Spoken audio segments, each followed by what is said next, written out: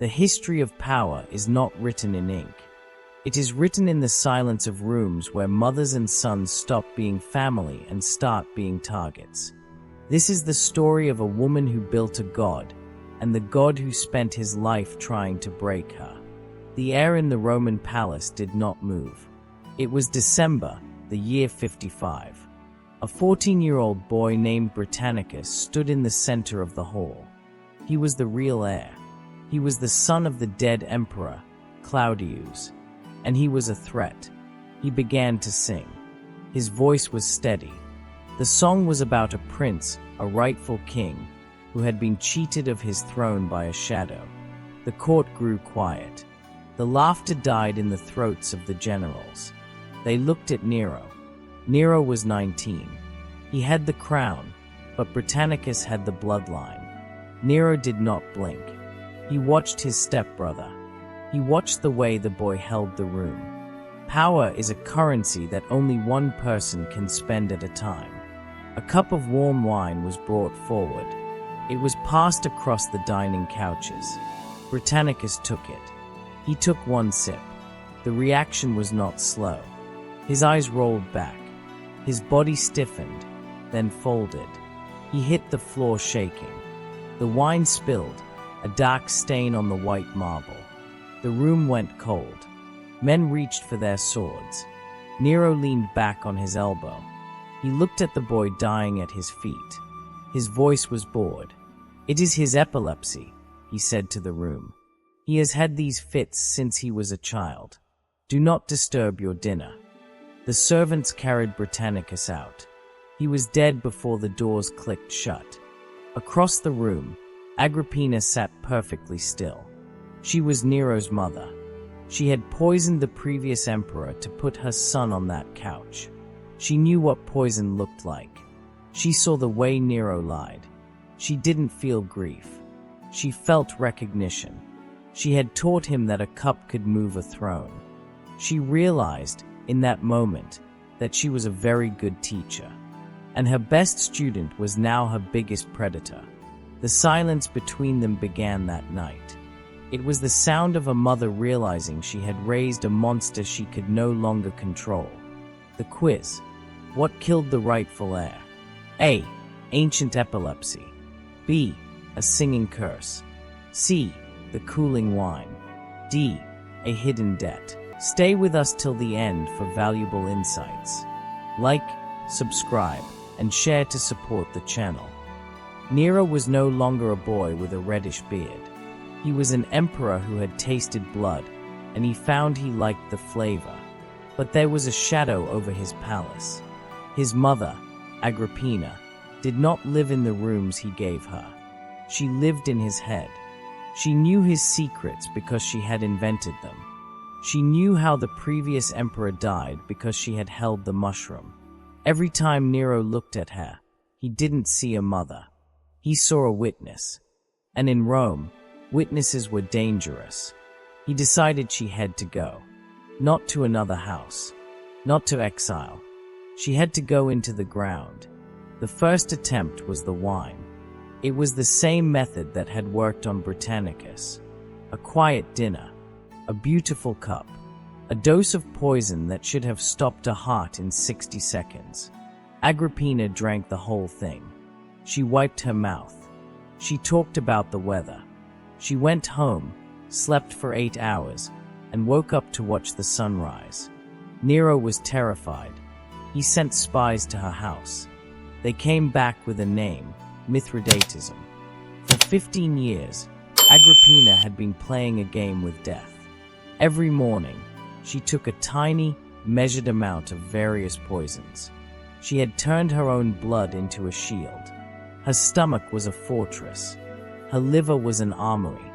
She had trained her body to eat death for breakfast so that no one could serve it to her for dinner. Nero realized then that he was fighting a woman who had spent half her life preparing to be murdered. He couldn't use biology. He had to use physics. He stopped sending wine. He started sending engineers. He told them he wanted a death that looked like an accident. He wanted something that the gods would be blamed for. His childhood tutor, A man named Tacitus, who hated Agrippina with a cold, quiet passion, came to him with a drawing. It was a bedroom ceiling. It looked normal. It looked expensive. But inside the beams, hidden by the silk and the gold, were 300 pounds of lead. A single cord. A single pull. A mother crushed while she dreamt. Nero liked the plan. He liked the cleanliness of it. He sat in his garden and waited for the news. He waited for the sound of the house falling. But the house stayed standing. A servant had whispered in Agrippina's ear. She had moved her bed. She had slept in a different room. When the lead finally fell, it hit an empty mattress. Nero stayed awake that night. He realized his mother wasn't just a woman anymore. She was a ghost that refused to die. The quiz. Why did the wine fail? A. It was vinegar. B. A trained body. C. A secret taster. D. She spilled it.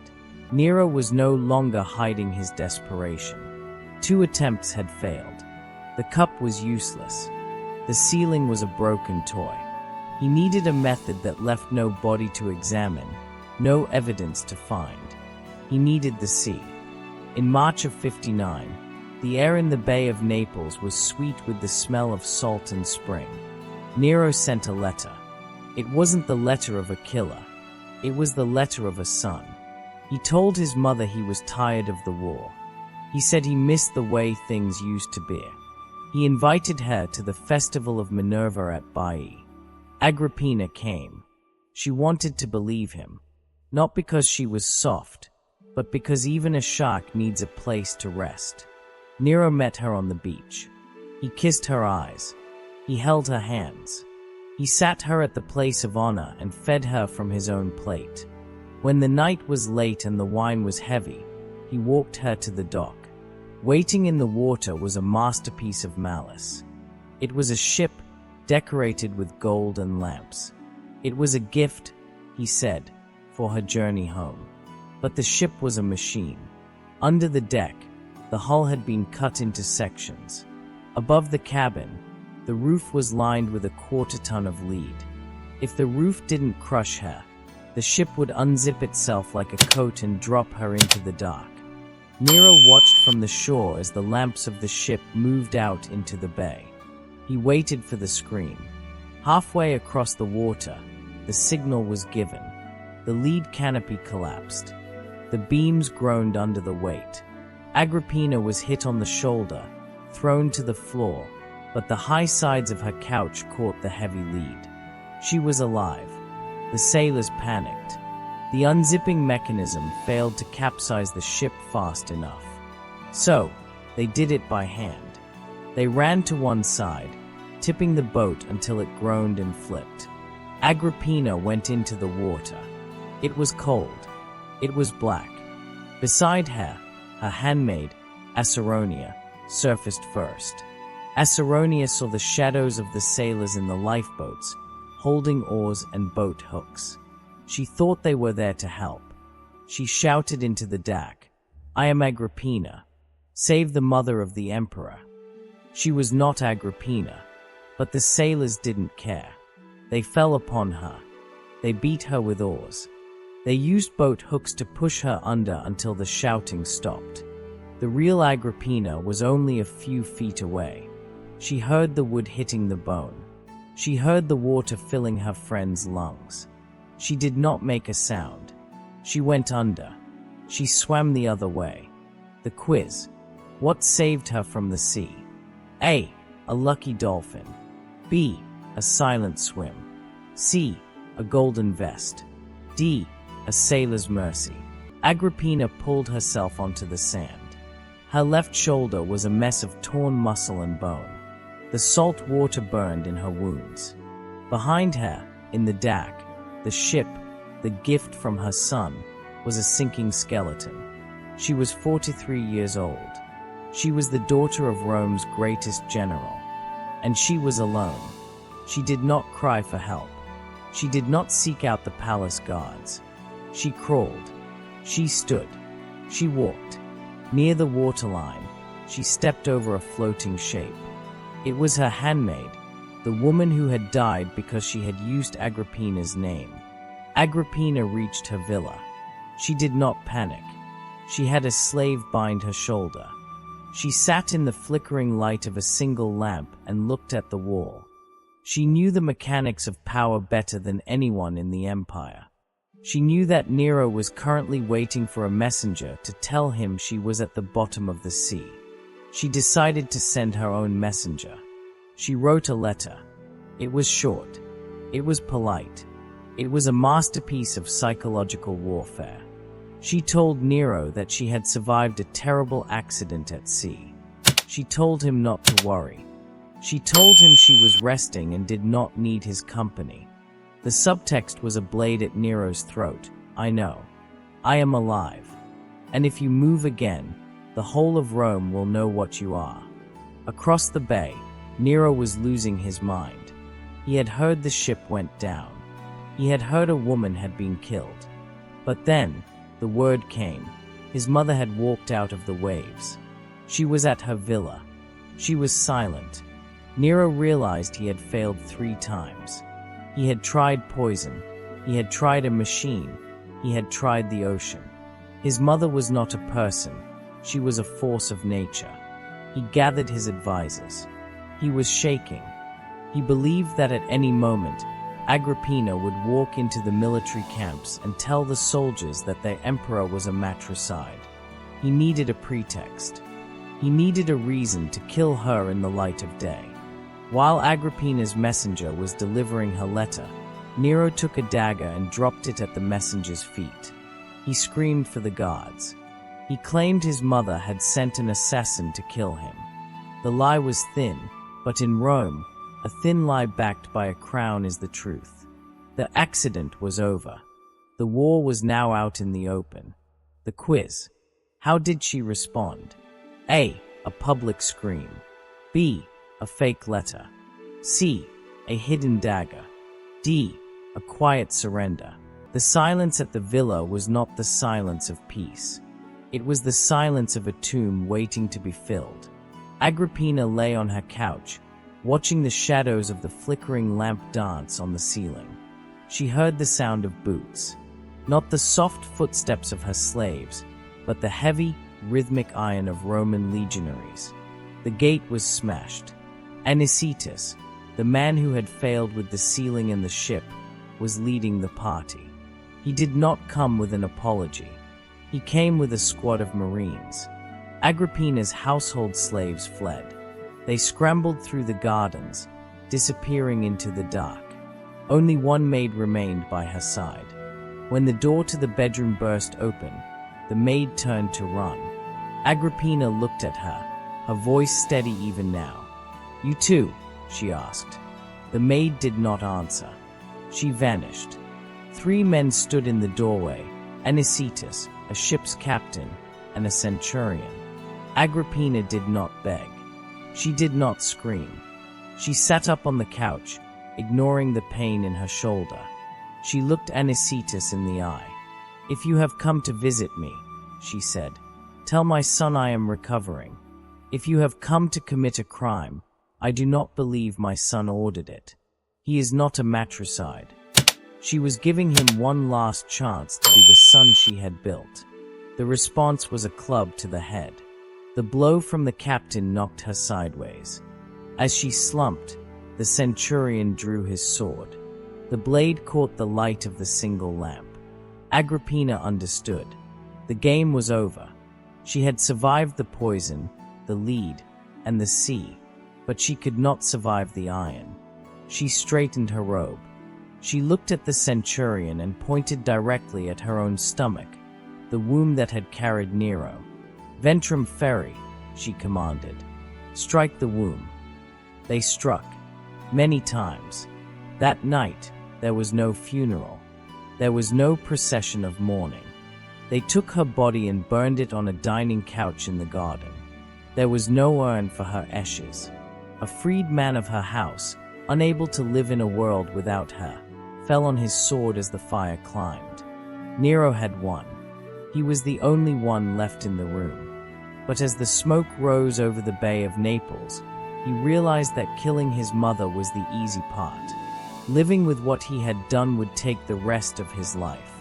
The quiz. What were her last words? A. Forgive my son. B. Strike the womb. C.